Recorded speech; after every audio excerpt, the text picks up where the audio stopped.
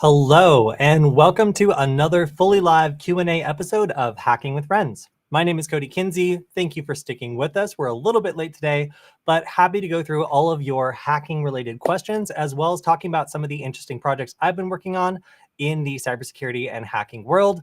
Today, I have my co-host, the Terminator, on the show. As you can probably see from last time, he's gotten a bit of an upgrade, but this is one of my Halloween projects where I'm taking a little bit of 3D printing, a little bit of electronics in here as well, and turning it into a fun Halloween interactive character that I'm going to leave out with pumpkin legs. So the idea for this, and I think that in the background here, you can actually see this guy's predecessor, is with a little bit of 3D printing, you can make these super bizarre pumpkins that sit on legs and then have a Terminator head. And last year, that was enough to make people kind of, a little confused, but they enjoyed them. This year, I insist on the Terminator also shouting at you when you touch the candy bowl. So how does that all work? Well, within this Terminator skull, there is a, where is what I know I have one? There is a nugget with a breadboard expansion that allows me to take advantage of some of the cool things that are buried in the microcontroller that powers everything here, which is a ESP32S2. So notably, this microcontroller has a bunch of capacitive pins that can sense whether or not they're being touched. It has a lot of them, actually. So being able to take a single pin and then tell whether or not someone is touching it or even coming close to it when the capacitance starts changing, that's actually not that difficult to do if you want to do a little bit of Circuit Python, which is a very easy and beginner-friendly language that I chose to make this prototype in. So live demo, let's see what works. I also dropped this earlier as I was setting up. So let me see if I can plug this in. Okay, lights green. So here is, here's what happens if you touch the candy bowl. Excessive candy detected. Prepare for termination. Candy overload detected. Good. All right. Candy overload detected. Good. Hand over the candy and no one gets terminated. Excessive candy detected. Prepare for termination. Okay. So you get the idea. I put a speaker in here. I have a breakout board that is pushing to that speaker that has a little amplifier. And then I also have this capacitive pin that I'm monitoring. And I think one of these is also excessive candy detected. Okay, one of them is also just a horrible scream. So how did I make this? Well, the 3D model was available on Thingiverse. I spray painted this with careful attention to keeping the teeth white. And I'm going to be putting some LED eyes in there as well. But I basically made this with a couple of add-ons to the USB Nugget and a little bit of CircuitPython. So this took me maybe 2 days and a lot of help from Bing in order to do it, and ChatGPT-4 a little bit too. So yeah, super fun. If you're looking for an interesting Halloween project, this is my favorite one so far. People don't expect the like pumpkin-legged Terminator to shout at them when they take a piece of candy, but they'll be surprised this year.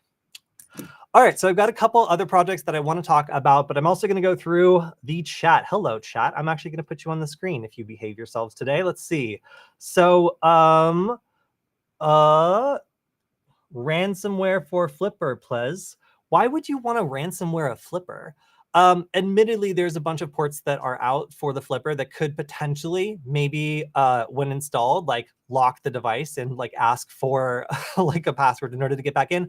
But I don't think that that would be very successful overall, because somebody could just flash it again with a different type of firmware. I'm not sure if that's what you're asking. If you're trying to deploy ransomware from the Flipper, which is very possible, or if you are trying to deploy ransomware on the Flipper, which I choose to interpret that as the question. All right, so apparently Flipper can spam the apple juice type attack on Android devices now. Interesting. So I actually didn't see that. So the apple juice attack we covered a while ago, and that was arbitrarily creating devices that pop up on a iOS device that are like a Bluetooth device that hasn't been set up. So that would be like some AirPods or like something like that. Really annoying, but ultimately not that malicious. If that is possible to do on Android devices, that would be very funny. Mostly because the Flipper does have all the necessary hardware to do that. It's got Bluetooth, so it should be able to do that just fine, provided it has low-level access to that hardware. Virtual machines or native installs in 2023? That's a really good question. So I get a lot of people who ask me, hey, should I combine like my work laptop and my security research or hacking laptop? should those be the same thing? And I often say like, no, it's better to use like a virtual machine or just have like a separate computer completely if you can afford that. Virtual environments are different. Like you can lock them down in certain ways. They're often hosted by like a VPS or a cloud provider. So those sorts of solutions can actually give you a little bit of flexibility when it comes to running a new tool and then like not having it infect your local device. So I tend to do things like Google Cloud Shell is one that I recommend a lot for people who want to be able to like run a new Linux tool without running it on their own computer or even in their own virtual machine. I find that it kind of depends. If I'm going to be using like a scanning tool or whatever else like that's Python, or if I'm using something that is like something that could be running on a cloud virtual machine, I'll use one of the free ones available to me if I get the chance. That's nice because they have good hardware. They're able to go quickly on whatever task I'm running. And they also don't link back to me, all my personal information, my home, Wi-Fi network, all that stuff. Like I'm not out there, having my own IP address behind like these scans that I'm doing. That's cool.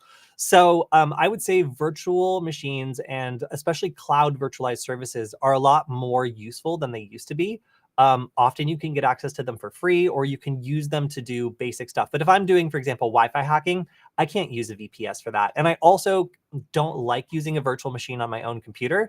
It tends to have a really hard time connecting to the actual physical Wi-Fi like dongles. And I find that I can get really, really slow speeds with super high overhead CPU usage. And I don't know why. So if I'm doing something like Wi-Fi hacking or something where I need to be physically present in a specific space to do it, then I tend to go for like a native install.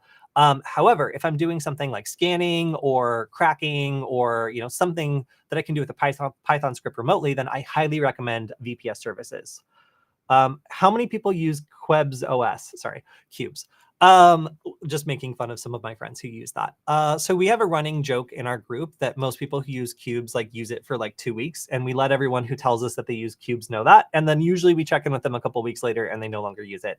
It is what do I like to say? It's like driving an armored personnel carrier to the grocery store. It's like if you're trying to do stuff on it on a daily basis, it's really kind of a crazy operating system to use. The concept behind it is really cool, but digging yourself out of some of the holes that can occur when you're using it are, let's just say, not user-friendly and not conductive to getting a lot of work done sometimes. So super, super cool operating system, really interesting design, but often I find that people have a difficult time navigating it on a day-to-day. Let's see. Okay, here's a question that I can answer, hopefully not a plant. What's the difference between Veronis's product compared with other cybersecurity companies? So I guess to answer that, I just should probably describe what Veronis does. So Veronis is a company that protects data. So primarily what they do is they will look at all the metadata, all the information about information in an organization, who has permission, like who is accessing what, and it will analyze that intelligently combined with machine learning to understand what a normal user's kind of routine is versus what abnormal behavior is. So the typical thing that like will happen in a big company is a user will get phished. They have access to absolutely everything. And then as soon as an attacker gets in, they can ransomware everything. They can do whatever they want because nobody's monitoring what that user is doing. The idea is kind of like, first of all, you look at all the users and you decide like, hey, like somebody from accounting shouldn't have access to like, code that hasn't been released yet. They have no reason for that. And just because their account was set up by default to be able to see that doesn't mean it's a good idea. So first is like going through and just shutting out permissions that don't matter, that aren't being used or that aren't appropriate for someone's role. And then second is monitoring. So assuming that somebody does break in or there's an insider threat or something, and they start doing stuff that like only really attackers do, it'll at least give you an indication, hey, like a bunch of stuff is being encrypted all at once. Or, hey, this person from a totally unrelated department is going through a bunch of sensitive financial stuff. And also the stuff that they're accessing is all personal information of customers. It's got like credit card numbers, plus they're exfiltrating it. So all of those things combined are kind of what Veronis does. There's a lot of moving pieces to the entire system, but the idea is assuming that there's going to be a breach, having like data governance in that like everything shouldn't be accessible to everyone, and then also being able to immediately identify when there's abnormal behavior that everybody knows is associated with attackers. So like, all the things you would expect an attacker to do, accessing sensitive information, encrypting files, like escalating privileges, logging into a device they've never logged into before, from a location they've never logged in before. All those things are kind of what you would expect from an attacker, and that's what Veronis does. So yeah, good to practice answering that question. Thanks for all that you do. Oh, thank you. I love doing the stream, and the fact that it's part of my job is awesome, which is why I enjoy it so much. So thank all of you for being here and also for supporting my team as we've made cybersecurity content. This wasn't always easy, and we didn't always have a lot of support. So it's really great to have so many people in the community now who know who we are and support us. Let's see. James has 19 Docker containers going on right now. That's a lot. But I find that Docker is something that is being more and more used by security professionals who like how easy it is to set up. All the dependencies are installed. Like it's something that is becoming more and more popular as virtualized services become more popular. So all right. All right, here we go. What is your best advice to a CS student who wants to do bug bounties and want to learn? All right, well, for the kinds of things that you would be finding bug bounties in, which is like web application pen testing or like app pen testing, I would say IT skills, like understanding how websites are served, understanding how servers work, and then also learning how like APIs work. That was something that was introduced to me very late in programming. I went to Pasadena City College, and I didn't have the best experience in learning about programming. I found that one of my teachers constantly got different programming languages confused. So sometimes he would be talking about Java, but like he'd think he was talking about Python. And like as a beginner, this completely confused me and made it really difficult for me to learn. They didn't really give us any concrete examples, and they made us feel like the IT students were like janitors were the words that they used. So there was really this snobbery amongst CS students that what they were doing was like more important and more difficult than networking. And then I took a networking class, and I had an excellent professor who, like, the class, I failed it. Like, passed all my CS classes, failed my networking class because it was crazy hard. And the professor was very passionate about his subject. He taught me a lot, and I honestly enjoyed it more than I did most of my CS classes. And the reason for that was I use it all the time. I would say that I use networking tools or like networking knowledge on an almost daily basis. Whereas when it comes to programming, like I use it occasionally, maybe once a week, maybe every 2 weeks. It's really important to know how servers work. It's really important to know how things connect to each other. And it's also really important to learn some of the basic tools that show you how to work with APIs. So you can understand how a browser communicates with the server and how you can get right in the middle and start pulling on things and see if anything comes loose. So yeah, I would say trying out tools like OWASP Zap or Burp Suite. A lot of people say that they don't like OWASP Zap, but I don't like paying for an expensive product when there's a free one available, and also when the Burp Suite people like won't give access to security researchers so that we can even make guides on how to use it because they want everyone to pay that sweet cash. So OWASP Apps works perfectly well. You can use it to do all sorts of cool like learning activities where you see exactly what a vulnerable website looks like. But as a programmer, like being able to learn how these vulnerabilities, like what causes them or what types of programming mistakes allow an attacker to break in, like it's kind of a dual thing where as you learn about how to break stuff, you'll become more valuable as a CS person because you'll understand the implications of making a mistake or how to catch a mistake once it's been made. So those are my recommendations. I really like web app pen testing, and I think that while you might not make enough money to pay off school, you probably will make some money while you're learning, and it can be a really rewarding experience if you're just getting started. All right, so I want to talk a little bit about some stuff that I've been working on this week. I'm going to go over on my other screen and pull up an example. And I actually have not done this yet. So we're going to do a live demo because those always go so super well.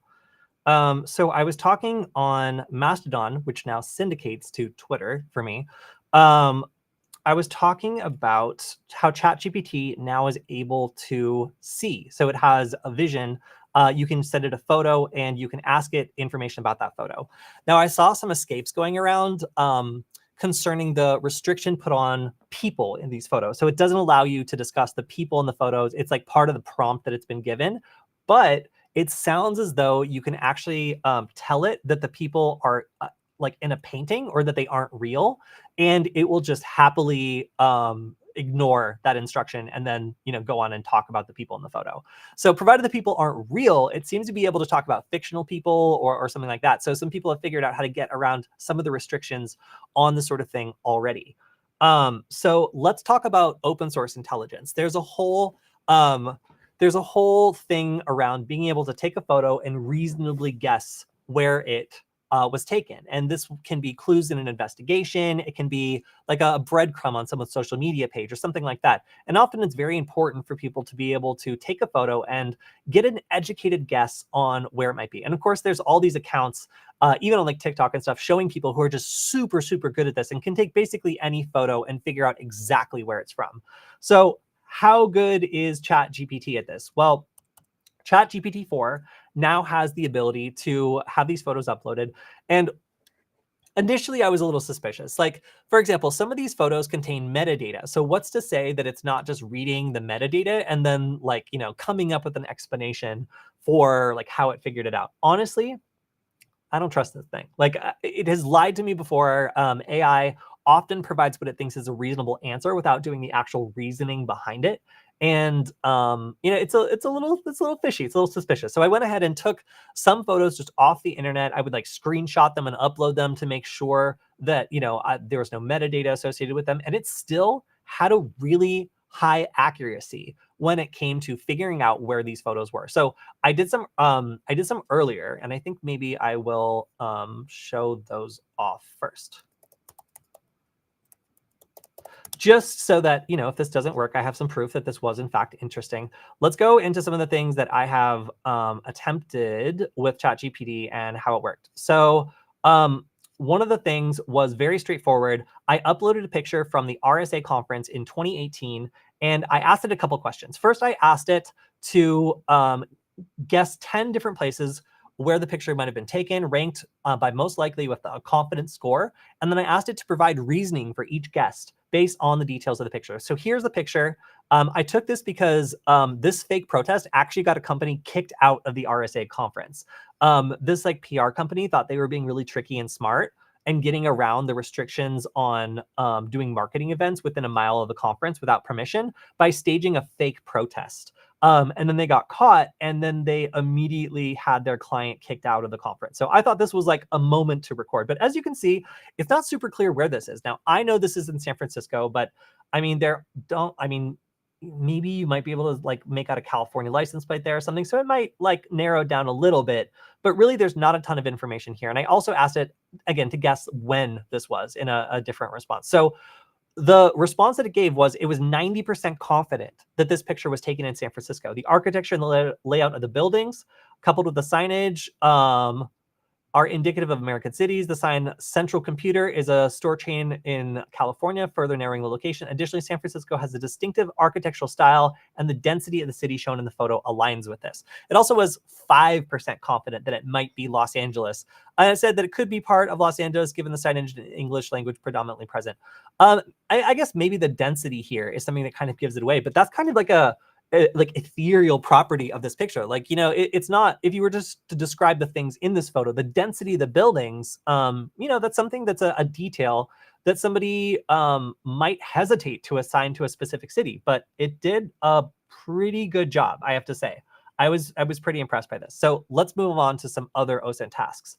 So let's say I have a photo that, oh, actually, sorry, this was the response I also wanted to show. So this was when I asked what year it was taken, and what event it was taken at.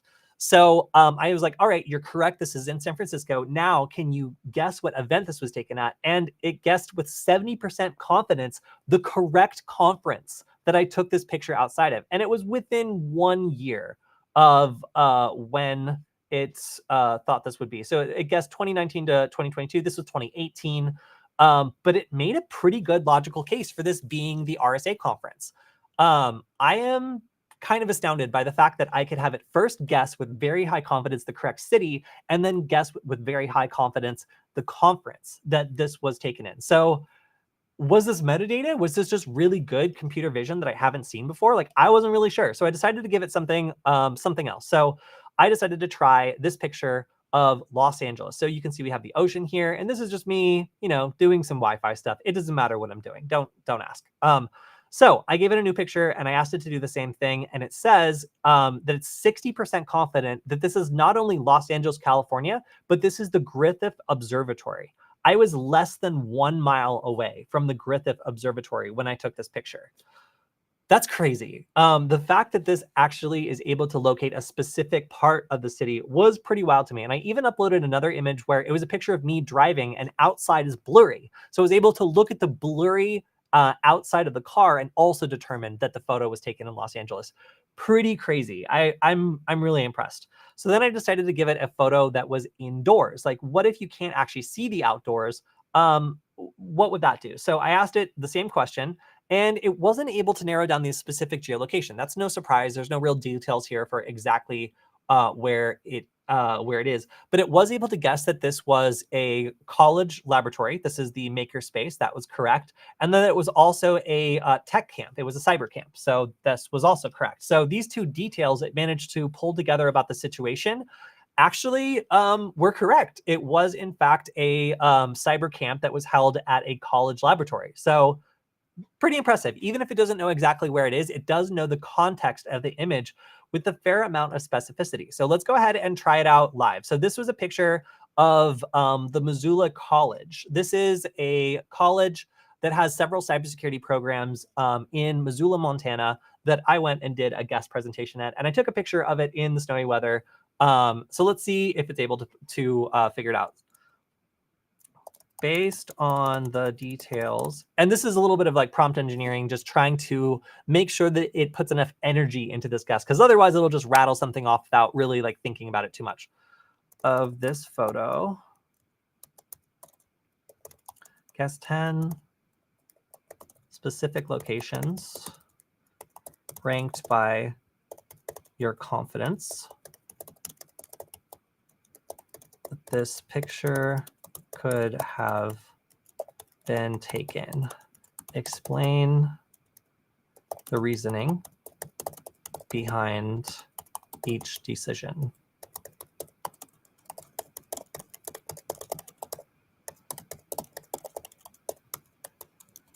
All right, let's give it a shot. So we got a picture of the Missoula College, very pretty.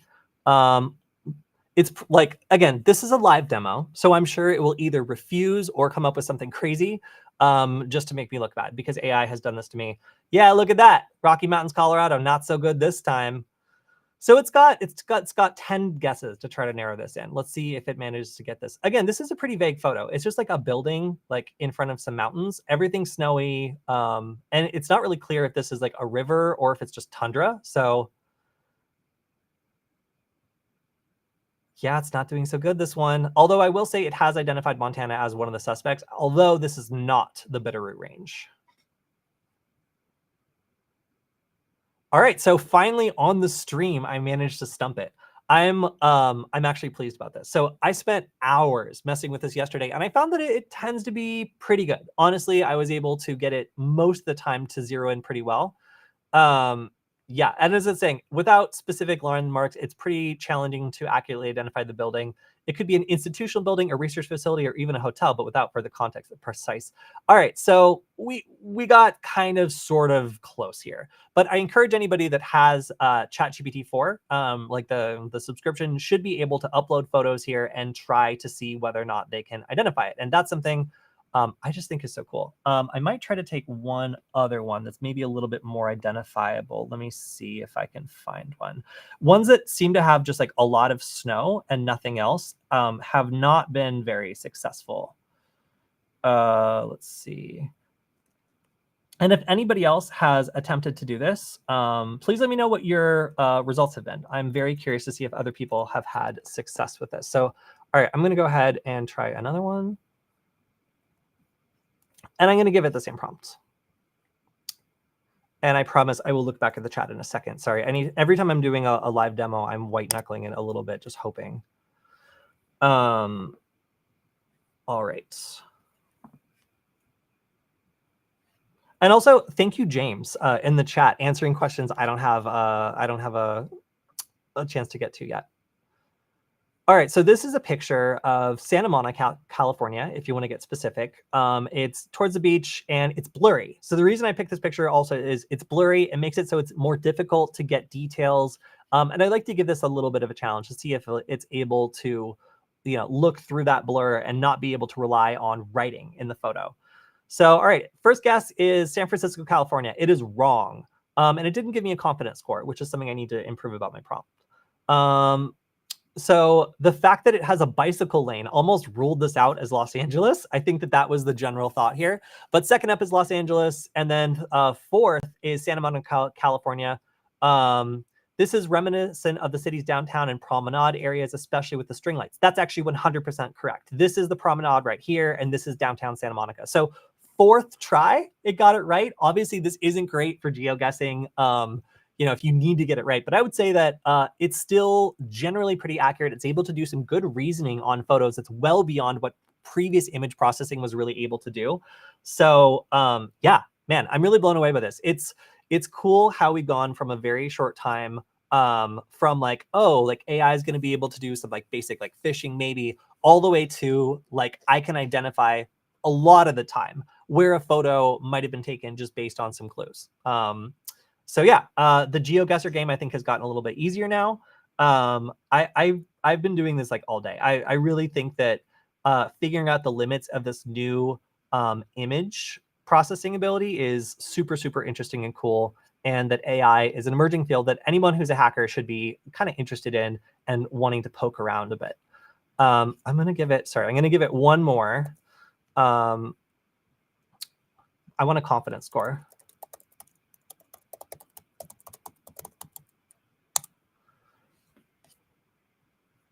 All right, so I don't know if anybody knows where this photo was taken. Seattle, Washington. This is inside the Space Needle. Oh, finally.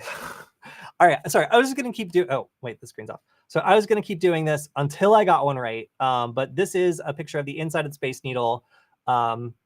Obviously, I guess it wouldn't be too hard for a person to figure this out. But, maybe it's in China. Who knows? Like, there's a lot of buildings out there. So I was able to get 90% confidence on this one. The circular observation deck combined with modern design and night view of a sprawling cityscape is highly indicative of the Space Needle. The architecture of the windows and the internal design supports this guess. The second one was the CN Tower in Toronto, Canada, with a 70% confidence score. Sky Tower. I like the confidence score because it gives me a little bit of like understanding about how sure or random a guess is. So yeah, man, like being able to identify the inside of a landmark, that's pretty cool. And the other guesses, like you can see the confidence here, like diminishing as it kind of goes on. Like this was impossible until not that long ago. And I think it's so lucky and so cool that we've managed to make this not only like low cost, but also like very accessible for the average person. I really do think that this is going to be used a lot for all sorts of different things. And, identifying the location of an image, like that's just one part of it. Like there's some obviously that are easy and like probably wouldn't be that amazing. But yeah, I'm pretty pleased with this. So anyway, if anybody else has had an interesting experience with using ChatGPT-4, you know what? I'm just gonna upload one more as I read the chat. Let me know because I have found this to be one of the more useful tools lately in AI. Is this kind of computer vision that's gone beyond what used to be the limits here and is actually able to do some complex reasoning. Oops, that's not what I wanted to copy. It's actually able to look at details that a human might not notice in a photo. Why did it copy everything? Whatever. Boom. All right, so this is just a nondescript building that has some of my favorite type of graffiti. Does anybody in the chat know what kind of tool was used to draw this on the side of a building? I really think graffiti is super interesting. Street art has always fascinated me. So looking at the different tools of the trade, I always take pictures when there's an unusual tool being used. And this is one of my favorites. So 85% confidence this is in Los Angeles, California. That is absolutely correct. Of course, it went off the presence of Olympic Boulevard, which is a clear reference to a well-known street in Los Angeles. The urban decay mixed with graffiti is also remnant. Hey, okay, well, I mean, I guess that's fair. The palm tree in the middle of the building suggests a location with a warm climate. So that's 85% versus the next is 40%. That's pretty sure. So I would say combined with the confidence score, this is still going to be a really useful OSINT tool for anybody who wants to try this. But yeah, wow. Really, really cool. Also, James is mentioning that Google Lens is another one of those AI tools that is really, really useful. I find that sometimes I'll have like an electronic component that I have no idea what it is. And I'll take a picture of it with Google Lens and it'll instantly pull up the site that's selling it along with the data sheet. So yeah, Google Lens is super, super useful.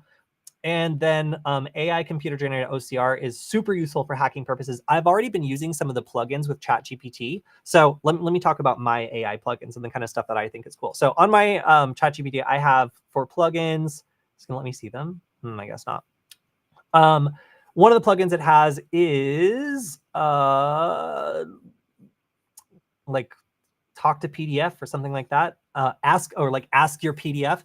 Basically, it gives you the ability to like link a PDF file and then ask questions about it. So it could be like a super long technical document about a microcontroller you're working with, and I'll just ask it questions. Now, sometimes it's wrong. But frankly, I found that it hallucinates a lot less if you give it direct source material. So let me just explain the difference. If I'm going to say, hey, ChatGPT, like, what is the correct voltage to feed like a ESP32S2 microcontroller?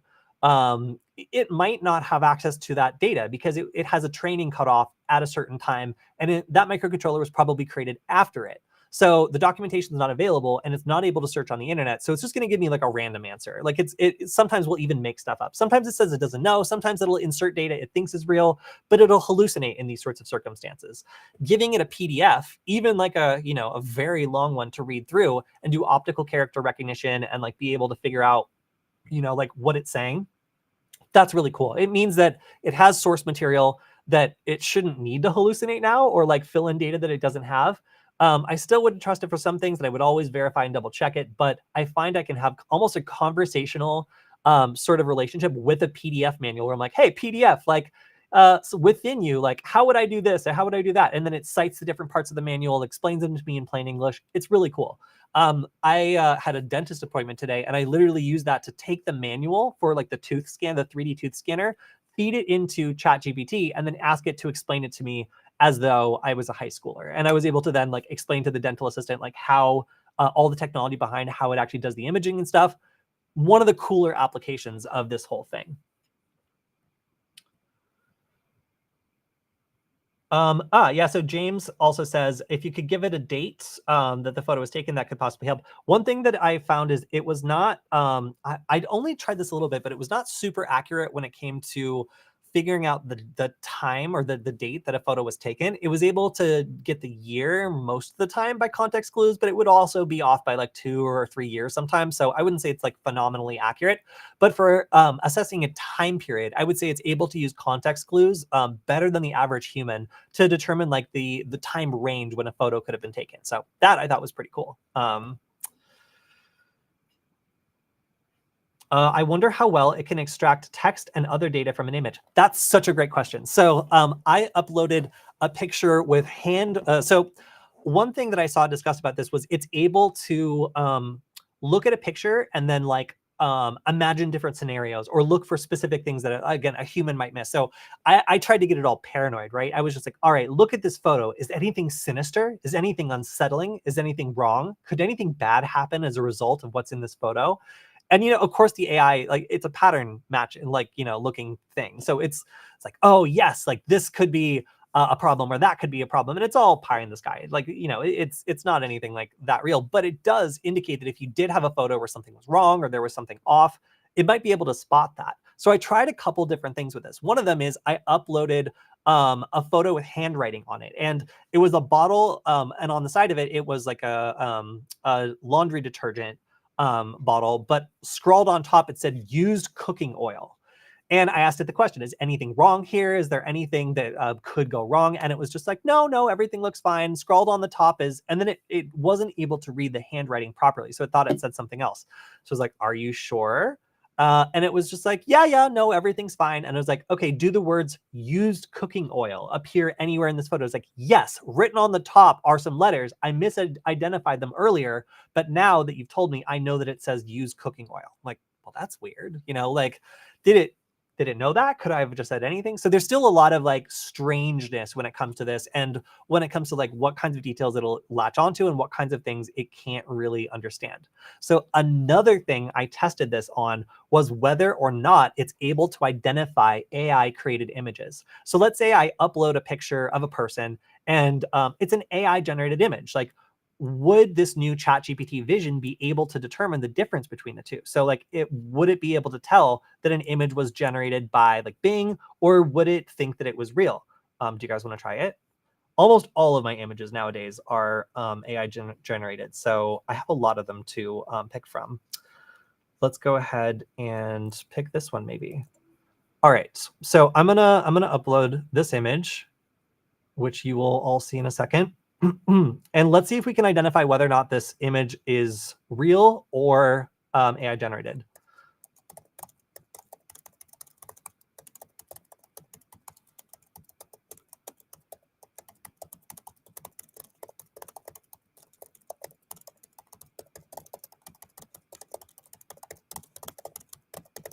Is this image real or AI generated? Assign a confidence score to your guess and give reasoning based on the details of the picture. Let's see what it does.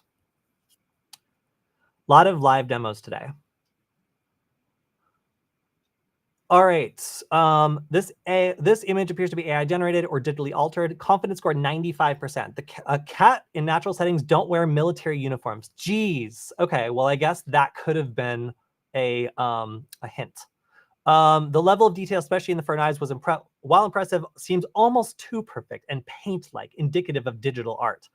Okay. So obviously, this is not like a real image, and it was able to figure that out pretty quickly. I wonder if it would have the same result on something that's more photorealistic. This is like a generated image of a cat.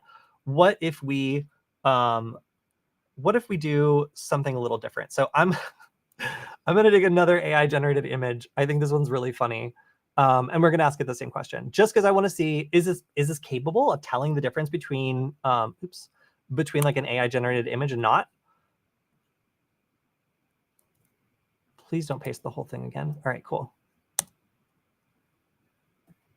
I love that its reasoning was cats don't wear military uniforms. I guess that's technically correct.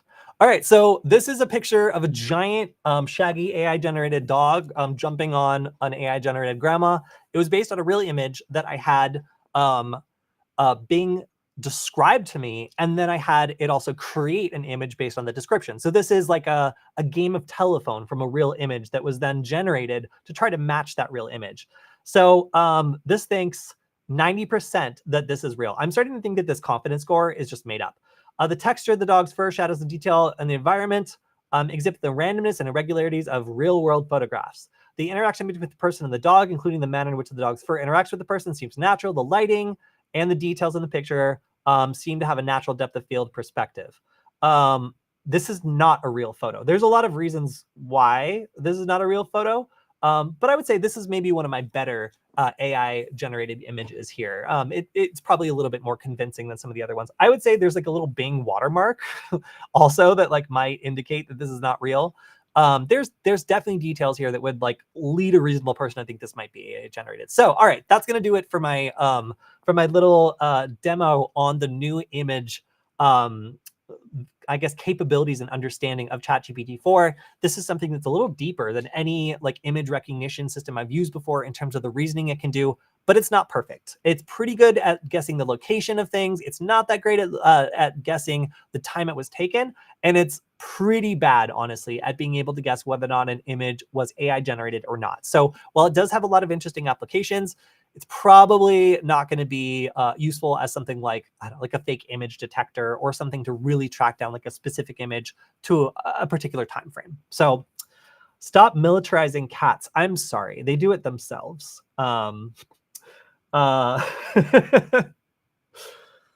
Okay, do you ever feel tired and old? Yes, mostly through the winter, but yes. One thing that I think is really challenging about cybersecurity is everything you learned 4 years ago is old now, or it can be. When it comes to basic Linux tools, a lot of the time these things stick around and they're useful for a very long time.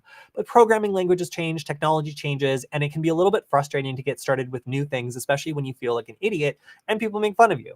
So, I like being a beginner. I accept it. And I think that it's a challenge and it's exciting to take on things that are new. And that's why I've been kind of like chewing through cybersecurity, learning about all these different fields that normally I would have no reason to do. Learning about AI, learning about bug bounties and web application pen testing. That's all really new for me. That's something I've done in the last 2 years. And it's something I was not good at before. I guess that is what's kind of like helping me defeat that feeling of like the null byte articles and episodes that I did 4 or 5 years ago, like not really all being relevant anymore, or some of them have changed, or like they don't work anymore. Like, yeah, it's frustrating, and it can definitely make it feel like you don't understand a system. But frankly, I think like finding passion within a new field, or like finding something that you don't understand, but you really have the motivation, time, and focus, or just the interest to get deep in the weeds and like learn about how it works. That's kind of how I feel about like some of these AI projects, like running them more and more, learning about them and their cybersecurity implications, and teaching other people. Like that's how you start to, I think, rekindle that interest in growing and expanding. Because yeah, no, it is easy as you get into your field to start to feel like either set in your ways, or like it's really difficult to learn new things. One thing that I would also recommend is mixing with your peers, going to conferences like DEF CON. I'm hoping to go to the Hackaday SuperCon in the next week or two. All these things allow you to talk to other people that have found really interesting parts of the field you might not have known about, who talk about it enthusiastically and might be able to get you hooked, or at least interested enough to get into something new. So definitely something that I think a lot of people deal with, and it's something that is hard to get out of sometimes, but there are ways. Now show ChatGPT a picture of a cat in a military uniform costume and show it how little it knows. Yeah, but like, look, in the real world, like cats do dress like this, idiot computer. You don't know anything about the real world. You live in a server. All right, what is our Discord server? So if you want to check out our Discord server, it is lovely and wonderful. Oh yeah, you can see it peeking behind from the demo I was doing. Our Discord server is nugget.lol, nugget.lol. If you want to go the short link there, we have a great community of people who submit questions and also show off some of the cool stuff that they do. Ooh, I actually haven't taken a look at the community projects. Yeah, so we have a bunch of cool and interesting hardware add-ons, software projects, and other things. In fact, somebody was working on their own piece of hardware recently and was showing it off, which I want to shout out again.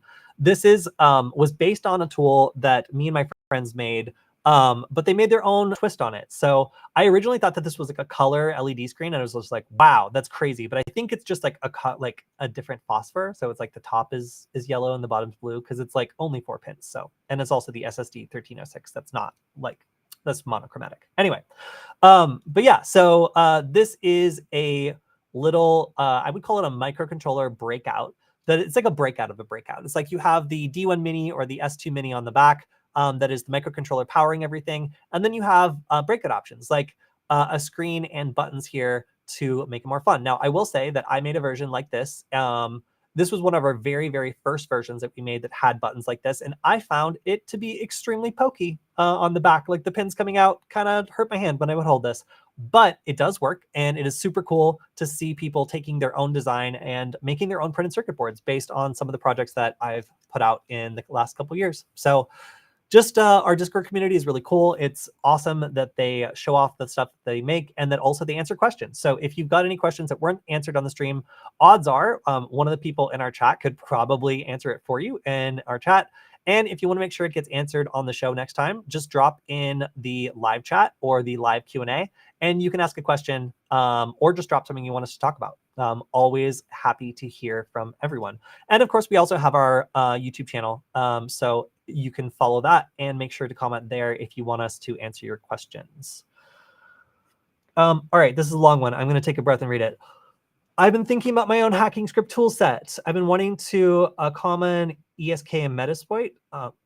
What? Imagine if people had function hooks or common varies you know about, POSIX for hacking tools like these. Okay, I think this is part of a conversation with James, because I haven't used Metasploit in 3 years.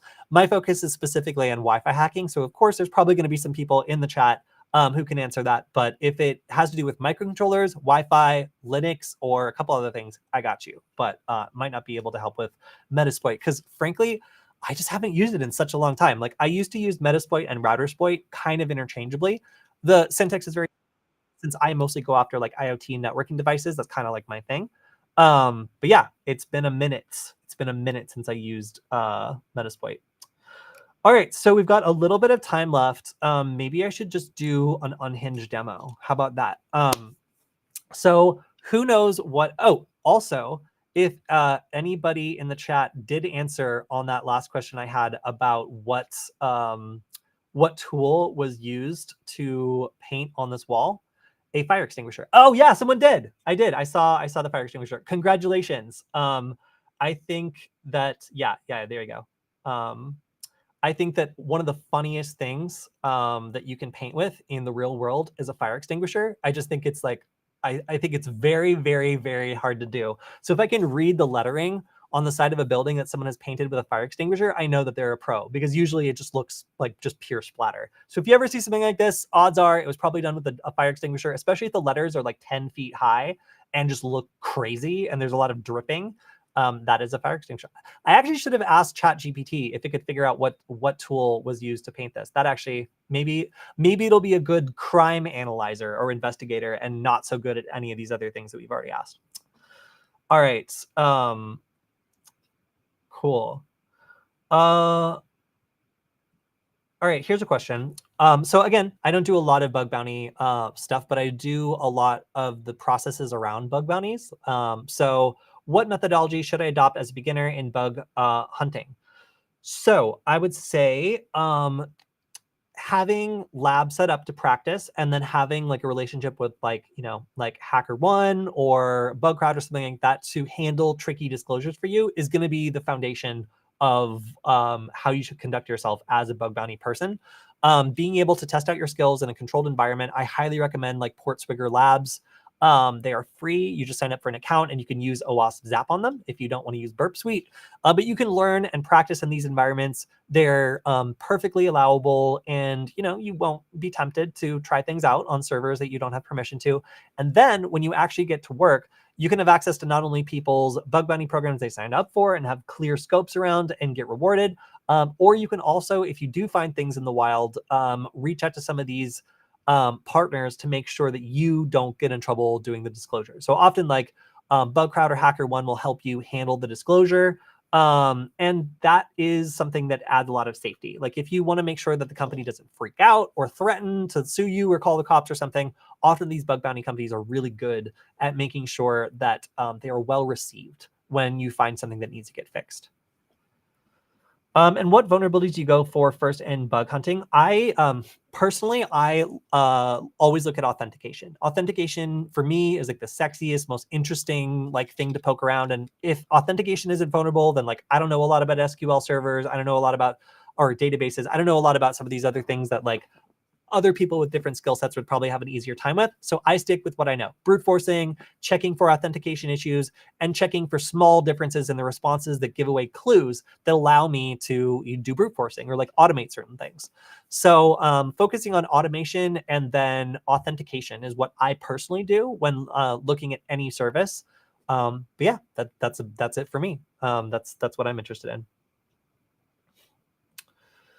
Okay, so let's talk about some other stuff I've been working on this week. So I did a nullbyte video a very long time ago.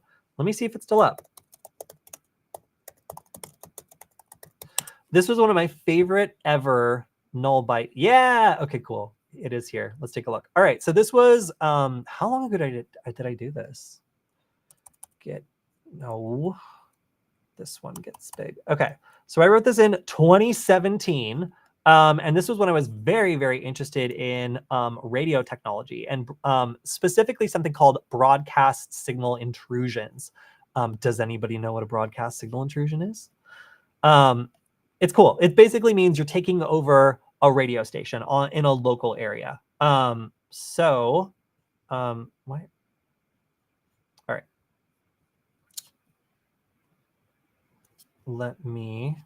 Sorry, I don't know why there we go. Oh, it's because the chat. Okay, that's why I was like, why is it so small? All right. So on this nullbyte article, I am talking about how you can locally take over a radio station, but it is ugly. It is bad. It is not something that that most federal agencies want you to do. However, it is pretty cool. So you can take a Raspberry Pi, you can stick a wire on it, and then you can actually play music or whatever else you want over that wire on a specific FM frequency. Now, there's a history of broadcast signal intrusions, the most famous of which, do I have the picture? Yeah, is the Max Headroom pirate incident. So this is where somebody hacked into a TV transmission and was able to, well, you can watch it yourself. But they were able to broadcast a unique message. And so far as I know, this person has never been caught. So this is one of the examples of what you can do if you're able to hijack a radio signal. And if there's lots of different scenarios here, it could be somebody driving a car listening to the radio. It could be a business that has the radio playing. Anytime somebody's listening to the FM radio, this gives you the opportunity to insert a message, change the music, or do all sorts of other interesting things. Now, what is the problem here? Why would that be an issue? Well, this broadcasts all over the place. It broadcasts on all sorts of frequencies that it's not supposed to. It does not have a filter. And as a result, this is a very, very messy way of broadcasting FM radio. You should have like a filter or some more like circuitry here to make sure you're not broadcasting on frequencies you should not be broadcasting on. And that is why this tutorial is cursed. It does work and it works pretty well, but you really don't want to do it too good. Otherwise, you will get in trouble because this is broadcasting, again, on frequencies that are explicitly forbidden to broadcast on just by virtue of how primitive it is. So I wanted to see, can I update this? Is there like something I can do that's cheaper than a Raspberry Pi? And the answer is yes. So I have been seeing on AliExpress these little FM radio transmitters. They're really, really cheap, and they just have a little input that's an audio jack. So I have one right here. Let me see if I can close this. All right, so this is one of the little radio transmitters I have, and it connects to one of your microcontrollers, and you're able to broadcast whatever you want. So I have this one here. This is a very, very short antenna. It doesn't work very well. This was not a good call. Instead, if you want this to be more effective, you need to put the antenna out to like a quarter length of the wavelength that you're looking to do. So this is 1/4 of like the FM radio wavelength. And the other challenge here was this little thing appears to be a 5-volt logic device. So I work almost exclusively with like 3.3 volt microcontroller logic. They're more power saving, they're more modern. Most microcontrollers that come out nowadays are 3.3 volt logic devices. And as a result, if I wanted to use this with a nugget, I would have, which is what I mostly work with, I would have needed to have like a logic level converter or something else to convert that 3.3 volt logic into 5 volt logic. I'm like, oh my God, why am I doing this? Like, I just want to see if this thing works. So I went ahead and picked up one of these little, this particular thing is called a Beetle, but it's basically an Arduino Leonardo, and it's a 5 volt logic device, which means it should work with this. And it honestly kind of sucks, but it'll work fine enough to do the job. So I connected it over I2C. It is now ready to go. And what I'm going to do is I'm going to attempt a very local broadcast signal intrusion just to demonstrate what that is. So I'm going to move my co-host. And then I'm going to move this. So what am I going to use to monitor all this? Well, how about a hack RF? So this is a radio transmitter and receiver, a transceiver, that allows me to both broadcast and receive. But in this case, we're just going to be receiving. So why don't I try getting this listening to a radio station? All right, so I'm going to get this plugged in. And the goal here is I'm going to attempt to take over the radio station that I'm listening to and make it so that we hear something else. Let me try to plug this in.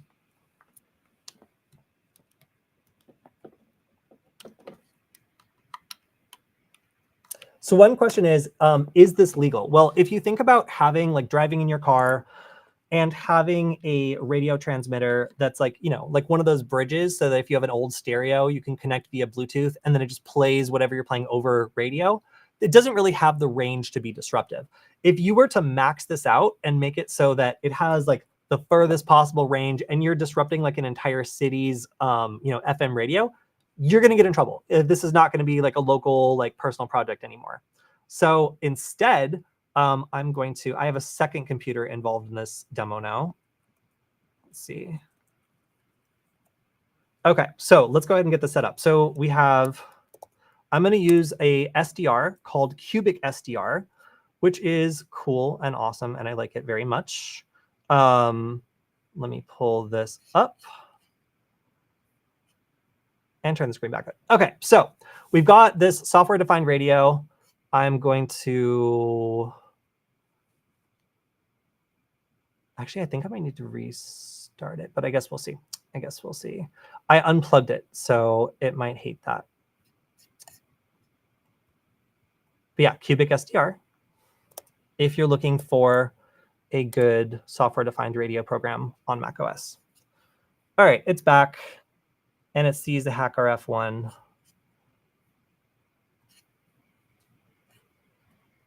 And we're going to start it. And I'm going to turn my volume down because it might be loud. Okay, so we've got radio stations. Let's see if we can capture one. Don't freeze. Of course. All right, so... All right, it immediately froze. Again, I haven't tried it out with this dongle before, but I'm not going to be too upset if this doesn't work. This is just a demo that, again, is barely legal. And it's only legal because of the extremely limited range. You should not do this if you are in an area where you might interfere. Okay, so I got some sort of jazz. Let's see if this keeps going. I'm afraid to touch it. All right, so we've got this. I'm going to go ahead and plug in our device that's supposed to do the broadcast signal intrusion. And the frequency this is on is 100.5. I have to move my pumpkin legs. All right, so let me plug this in. Maybe here. Okay, so I have some Arduino code I'm going to run. Let's see if we can do it. All right, 100.5 is the frequency. Oh, and I almost forgot the best part. So in order for this to work, we also have to provide some sort of signal that we want to overwrite. So let me balance this. I have so many computers involved in this. All right. So I've got the computer ready to flash, but now I need an audio cable. And I need that audio cable to plug into the FM radio and play something. So in this case, I'm going to play Chopin. All right, a little bit of a departure from the rock and roll we're listening to. I got the audio cable plugged in. Let's go ahead and see if this works. This is such an unhinged demo. Let's see. All right, so I'm selecting the right port. I'm writing. And let's take a look. All right, let's take a look at the SDR and see if we can overwrite this radio station and play something else. It's compiling. It's uploading. There we go.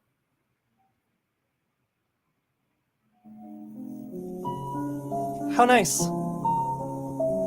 All right, and there you go. Live, a broadcast signal intrusion. Let me unplug this and see what happens.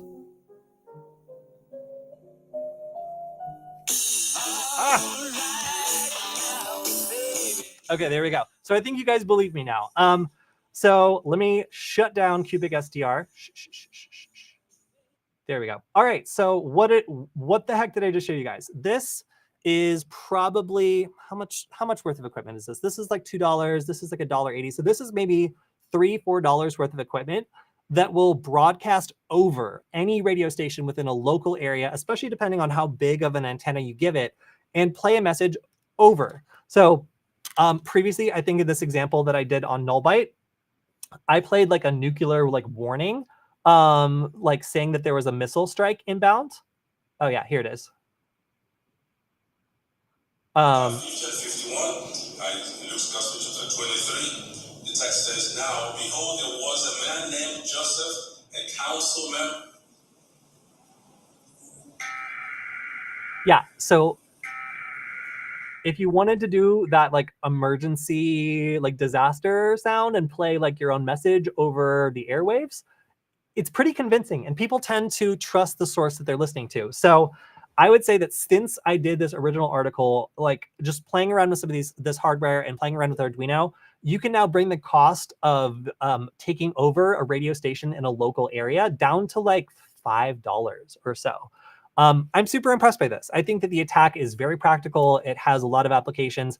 And again, it's just kind of an extension of the radio and Bluetooth technology that you would see in like a plug-in car dongle that goes into the cigarette lighter and allows you to play like something from Bluetooth over radio, like in an older car. So this isn't explicitly illegal. It's certainly a lot better than the article I wrote in 2017 that leaks radio frequency all over the place. This at least has a filter on it and it's targeted. So I would say that since I wrote this article, which is still one of my favorite that I've ever done for Nullbyte, it has gotten cheaper and slightly more legal to try this out for yourself. So if you're interested in broadcast signal intrusions, I will put the hardware that I used in the description because frankly, like I think it's really cool. You can bring the cost down on these sorts of attacks so low that you can do them on just a tiny, tiny little budget. So wonderful. Let's see. All right, so I'll take one or two more questions. I also have to say, like, thank you to James for answering so many of the questions that I haven't gotten a chance to. We have a lot of really excellent people in our community who do great jobs of helping out with answering if I don't have a chance to, or, you know, if the chat's just moving fast. Yeah. There's a kick-ass Christian Slater movie about radio pirates. If anybody has any questions about where the legal boundaries lie. Yeah, no, there's a lot of interesting radio pirate stuff out there. And the fact that this is not like, you know, a very, like, I would say that this has within my house is the frequency, is the like range of me disrupting this frequency. So as soon as you get outside of that, or if you start boosting the signal, you will probably attract attention very quickly.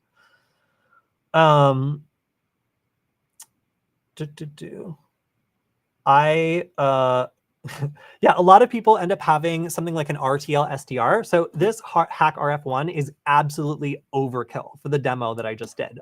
It is not necessary, and it is something where you could easily use something that's a lot cheaper, like an RTL SDR to test this attack. Highly recommend them, and this is one of the practical uses of them. The lack of hinges on this demo. Yeah, I know. Sorry. I have 2 computers and then like all this technology like happening around me like for this demo. I'm actually amazed that it worked, but I've been practicing it this week and kind of pushing the limitations.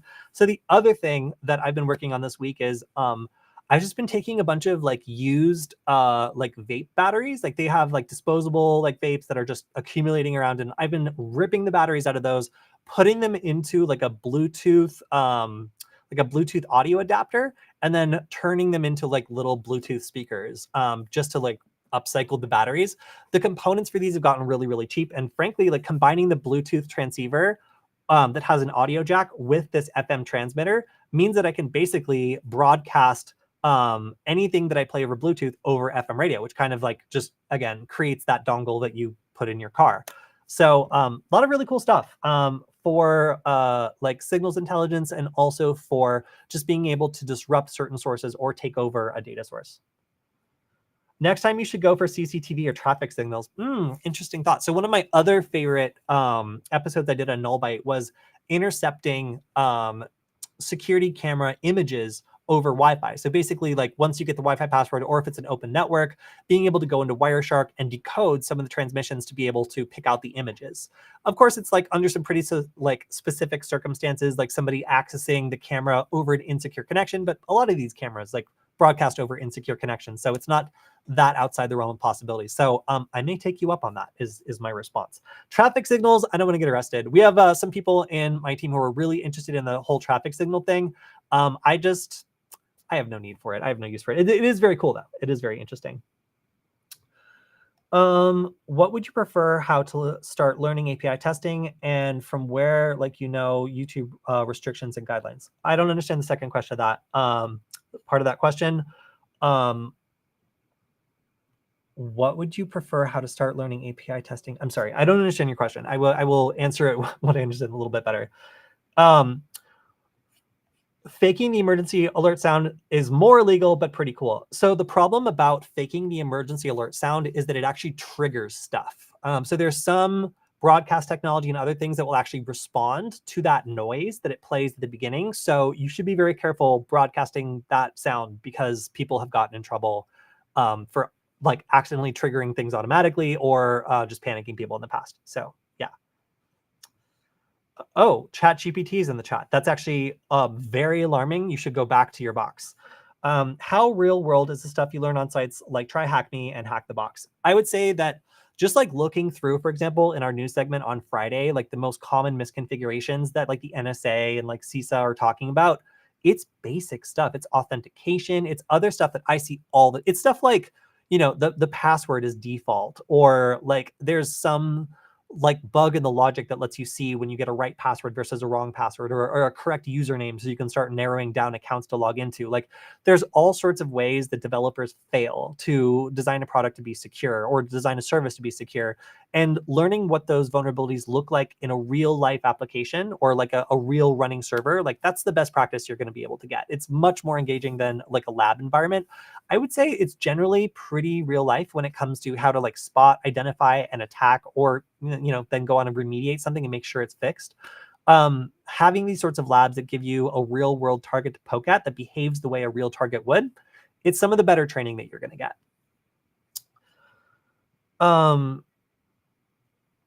During a pen test, have you ever had an EDR automatically detect you and block you like 8 times? Yes. Even during non-attacks. I remember I was up in Griffith Observatory one time over by where I took that picture from earlier. And I realized that they had an open Wi-Fi network connected to the observatory. So I connected to it, and I used it, I think, to upload my resume to like Uber at the time, because that was before I worked there. And after I uploaded my resume, I was just like, I wonder what's on this network. So I did a quick scan, and it was just like antenna arrays and like all this stuff. And it was like, oh my God, I'm directly connected to the communications network of this entire antenna array that's like radar and like rebroadcasting and all this other stuff. I had like direct access to all these network devices. I'm like, what is going on? Instantly kicked out. As soon as I completed that network scan, it was like, oh, cool, outbound network scan, like get out of here.